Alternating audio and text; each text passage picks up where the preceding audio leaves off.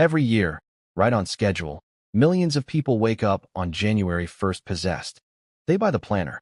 They order the supplements. They post the gym selfie. They write down goals like they're drafting a Marvel origin story. This is my year. New year, new me. This time it's different.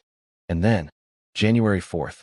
You're lying in bed like a human burrito, wrapped in a blanket of snacks and regret, watching productivity videos while eating something with powdered cheese on it. Your 5 a.m. routine lasted a day and a half. Your no-sugar challenge got folded by a cinnamon roll. Your dream life is already losing to DoorDash and Vibes. And that's not because you're lazy. It's because the whole new year, new me obsession is built on a broken idea. Goals. Goals sound sexy. Systems look boring. But goals are binary. You either hit them or you don't. If your whole identity is, I'm going to work out 5 days a week, then missing one workout feels like the beginning of the end. One slip turns into, well, I already messed up. Then one missed day becomes a weekend. Then a week. Then suddenly you're in February acting like January was a traumatic event. That's the trap. Because success is not about the goal on your vision board. It's about the mechanism that gets you there. Success is a cheat code if you build systems that make winning the default. Not hype. Not motivation. Not a 47-minute montage with cinematic music. Systems. Because if your life only works when you feel inspired, your life doesn't work. 1. The willpower myth. Let's kill the biggest lie in self-improvement. Bro, you just need more willpower. No. Willpower is a leaky battery. It drains faster than your iPhone at 3% in the winter. You wake up with some.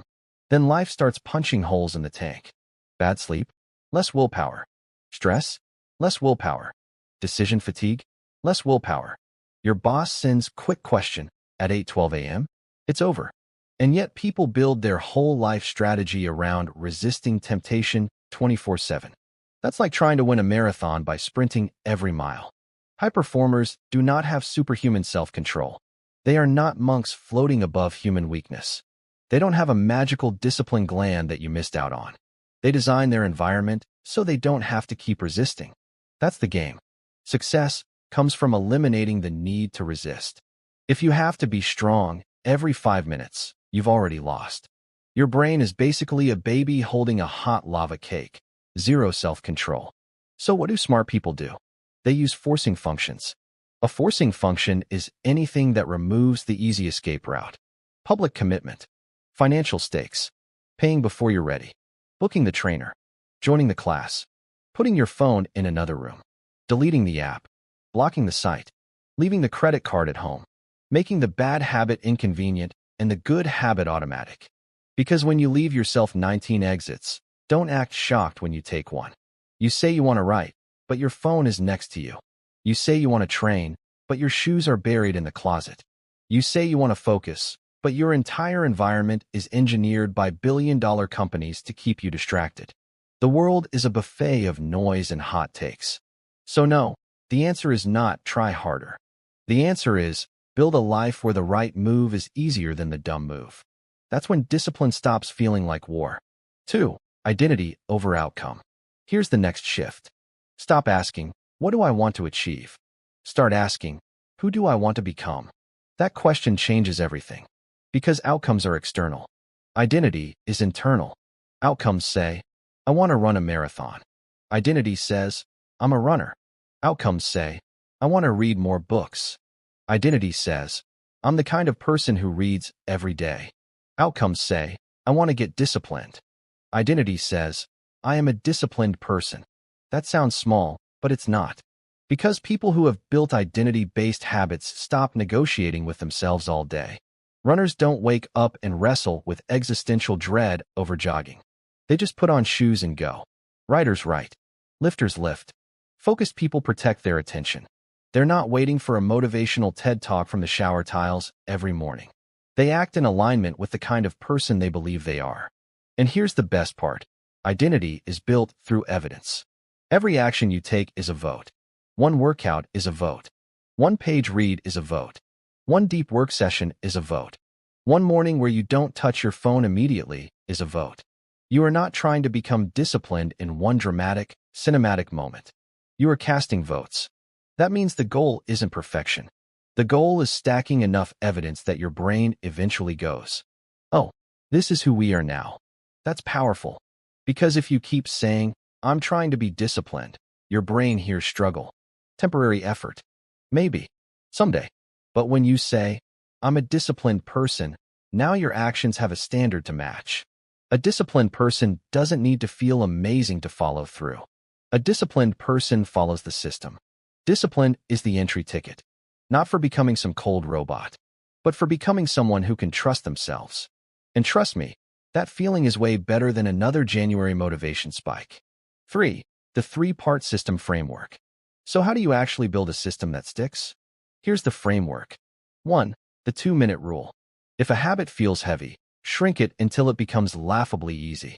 Not, I'm going to the gym for 90 minutes. Just, put on your gym shoes. Not, I'm going to read 30 pages. Just, open the book. Not, I'm going to meditate for 20 minutes. Just, sit down and breathe for 2 minutes. Why? Because action beats intention every time. Most people fail because they build habits at the size of their ambition instead of the size of their consistency. You don't need the perfect start. You need a repeatable start. The 2-minute rule destroys friction. It kills the drama. It gets you moving. And motion creates emotion. People think they need to feel ready before they act. Wrong. You act, and then the feeling catches up. You put on the shoes, and suddenly a walk doesn't sound impossible. You open the laptop, and now writing 1 paragraph feels doable. You start cleaning 1 corner of the room, and now momentum takes over. Start stupidly small. Win immediately. Repeat. 2. Never miss twice. This might be the most important rule in the entire video. You will mess up. You will oversleep. You will miss a workout. You will eat like a raccoon at some point. You will have a bad day. That's not the problem. The problem is when 1 miss becomes a pattern. So here's the rule. Never miss twice. Missing once is a mistake. Missing twice is the start of a new habit. This is your life insurance policy for momentum. Because consistency is not built by being flawless. It's built by recovering fast. Think like an athlete. Bad rep? Fine. Hit the next rep. You don't need to win every day in some dramatic fashion. You just need to interrupt the spiral before it becomes your lifestyle. Miss the morning routine? Fine. Win the afternoon. Miss the gym Monday? Fine. Tuesday is non-negotiable. Eat garbage at lunch? Fine.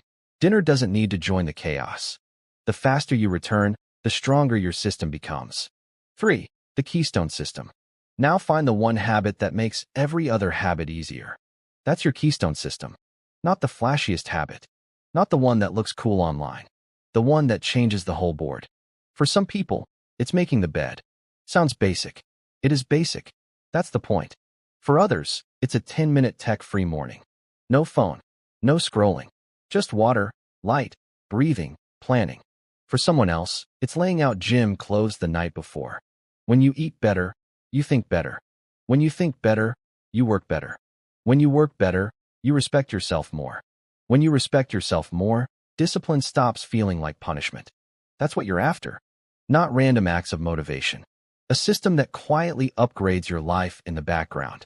And please, don't be the person who treats self-improvement content like a Netflix binge. Watching 40 videos about discipline is not discipline. That's intellectual cosplay. At some point, you have to close the tab and become the person. Closing plus call to action. So here's the challenge. Forget new year, new me. That phrase has ruined enough lives already. Instead, build 1 system. 1 repeatable behavior. 1 keystone move. And then do it for 100 days. Not until it feels glamorous. Not until people clap. Not until you get the aesthetic. Not until your camera roll looks like a fitness ad. Do it until it becomes real. Be the psycho who embraces looking like a clown for 100 days straight. Be the beginner. Be awkward. Be inconsistent at first. Be unimpressive. Earn grit. Because the people you admire, they did not magically arrive disciplined. They got tired of negotiating with themselves. They built systems. And then they let those systems carry them farther than motivation ever could. The next year is coming whether you change or not. Time is going to pass. The calendar is going to flip. The months are going to move. So the real question is, when that next year arrives, will you be building your future? Or binge watching someone else's success while telling yourself you'll start Monday. Your life does not change when you set a goal.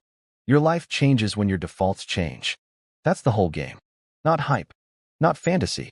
Not new me. Systems. Because permanent discipline isn't built in a motivational moment. It's built in repeated, boring, powerful choices that shape your identity over time. So comment below. What's your one keystone system? And if this video punched you in the throat in a loving way, subscribe. Because we're not doing fake motivation here. We're building people who actually follow through.